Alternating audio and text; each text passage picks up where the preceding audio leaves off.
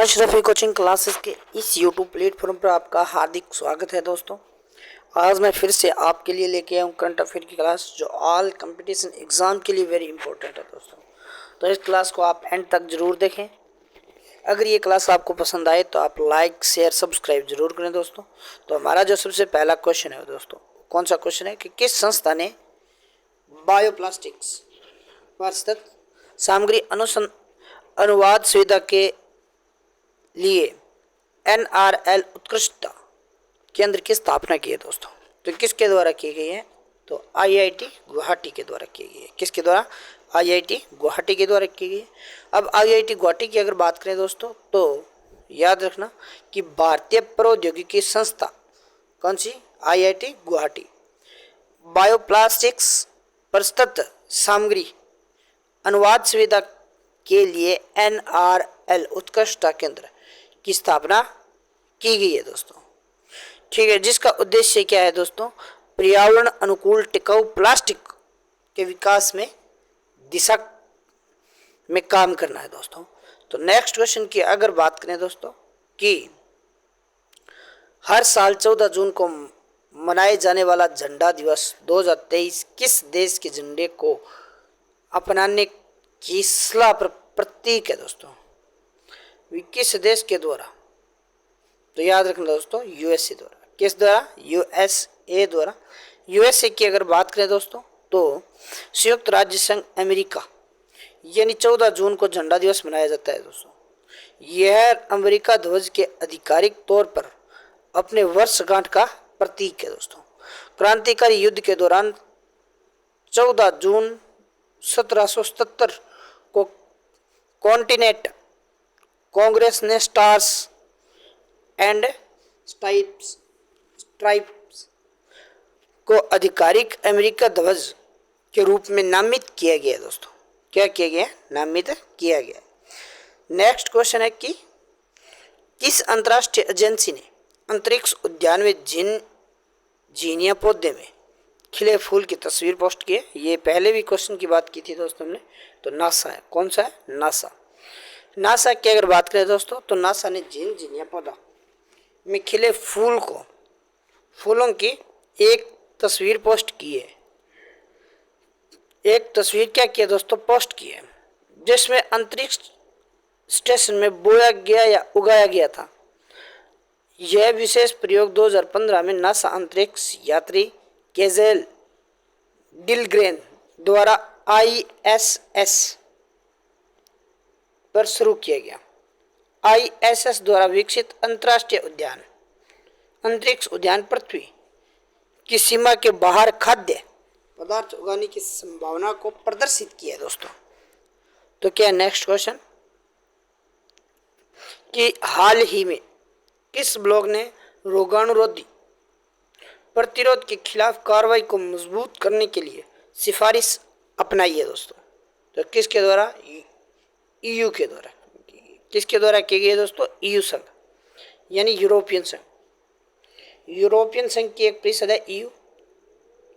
रोगाणु प्रतिरोधक के खिलाफ कार्रवाई मजबूत करने की सिफारिश का एक सेट अपने है दोस्तों, जिसमें मानव पशु स्वास्थ्य और एंटीबायोटिक्स जैसे रोगाणु प्रतिरोधक रोधकों और विवेकपूर्ण उपयोग की सिफारिश की है दोस्तों।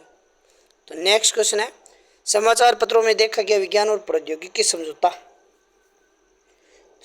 1979 किस देश के बीच हस्ताक्षरित किया गया दोस्तों?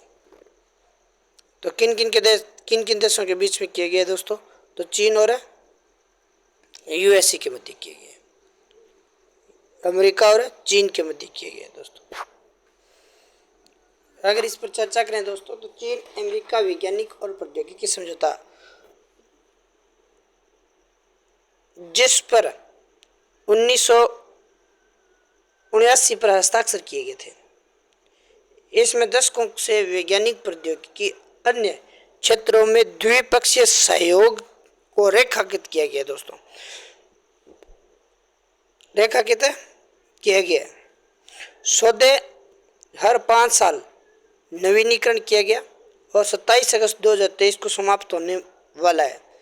बीजिंग में चीनी अधिकारियों ने अमेरिकी विदेशी मंत्री एंटनी ब्लिंकन के साथ कई दौरे पर बातचीत की है दोस्तों। तो नेक्स्ट क्वेश्चन कौन सा है कि कौन सा देश अपने विदेशी मुद्रा भंडार की गणना के लिए IMF अनिवार्य पद्धति अपनाने के लिए क्या है दोस्तों, तैयार है? तो वो कौन सा देश है? बांग्लादेश।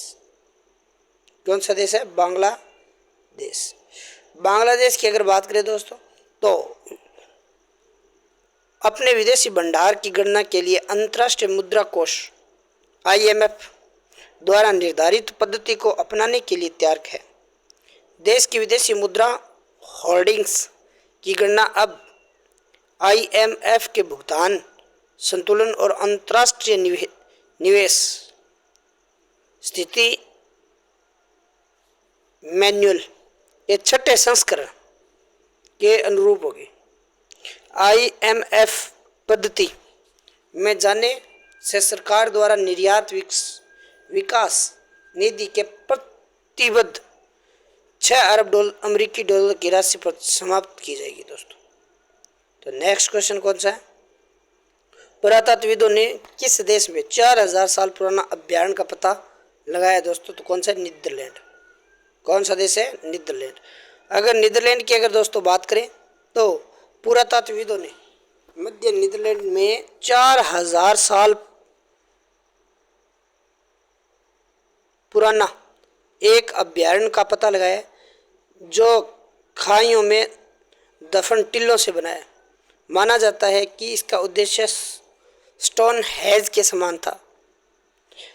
आकार में कम से कम 3 फुटबॉल स्टेडियम के बराबर बड़ा अभ्यारण्य मिट्टी और लकड़ी से बनाया गया था और संक्रांति के दौरान सूर्य के साथ रेखांकित किया गया था दोस्तों। नेक्स्ट क्वेश्चन है कि एस्पार्टम क्या है जिसका उल्लेख विश्व स्वास्थ्य संगठन ने किया है दोस्तों? तो चीनी का एक विकल्प है दोस्तों। क्या है? चीनी का एक विकल्प। चीनी का एक विकल्प है। विश्व स्वास्थ्य संगठन ने के कैंसर अनुसंधान प्रभाग ने व्यापक रूप से उपयोग किया जाने वाला चीनी विकल्प एस्पार्टम को मानव के लिए संभावित रूप से सरकारी के रूप में वर्गीकृत करने का इरादा है दोस्तों और आधिकारिक घोषणा आगामी महीनों में होने की उम्मीद जताई जा रही है दोस्तों। तो नेक्स्ट क्वेश्चन हमारा है कि हाल ही में किस देश ने राजा के एक ऐतिहासिक भाषण के दौरान गुलामी में अपने देश की भूमिका के लिए माफ़ी मांगी और माफ़ी मांगी दोस्तों? तो किस देश के द्वारा? नीदरलैंड के द्वारा। कौन सा देश है दोस्तों? नीदरलैंड। नीदरलैंड की अगर बात करें तो नीदरलैंड के राजा विलियम अलेक्जेंडर ने डच उपनिवेशों गुलाम के उन्मूलन वर्षगांठ मनाने का कार्यक्रम ऐतिहासिक भाषण के दौरान गुलाम अपने देश की भूमिका के लिए माफ़ी मांगी। राजा का भाषण पिछले साल के अंत में डच प्रधानमंत्री मार्क रूटे की काफ़ी माफ़ी के बाद आया था। सरकार नीदरलैंड और उनके उपनिवेश गुलामों की विरासत से निपटने वाली पहल के लिए 200 मिलियन यूरो फंड स्थापित कर रही है दोस्तों। तो नेक्स्ट क्वेश्चन है कि एमा रेस जिन्हें लैटिन अमेरिका कला की गॉड मदर के रूप में जाना जाता है जिससे संबंधित थी, किस देश से संबंधित थी दोस्तों? तो किस देश से संबंधित है? कोलंबिया से संबंधित है। किस देश से? कोलंबिया से संबंधित है दोस्तों। अगर कोलंबिया की बात करें दोस्तों तो अम्मा रेस जिन्हें लैटिन अमेरिका की गॉड मदर के रूप में जाना जाता है, बोगोटा कोलंबिया की एक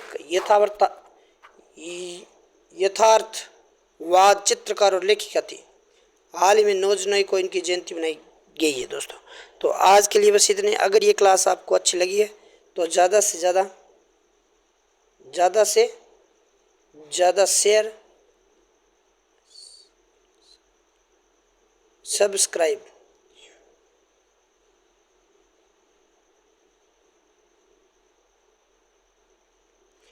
सब्सक्राइब और लाइक करना ना भूलें दोस्तों। तो आज के लिए बस इतना ही, धन्यवाद।